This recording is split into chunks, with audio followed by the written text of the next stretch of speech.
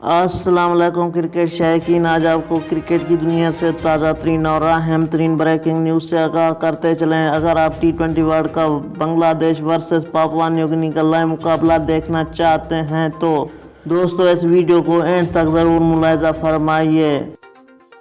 दोस्तों हम आपको इस वीडियो में खुशामदीद कहते हैं। अगर आप T20 वर्ल्ड कप 2021 के तमाम मैचेस अपनी स्क्रीन पर बराह रास्त देखना चाहते हैं तो आपने मेरे स्टेप्स को फॉलो करना है।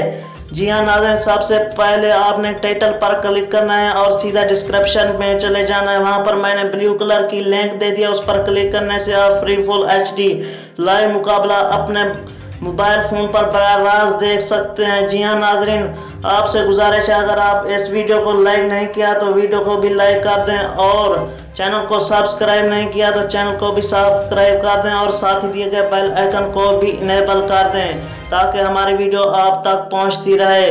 और कमेंट बॉक्स में प्यारा सा लाइक भी लिख दें। Thanks for watching.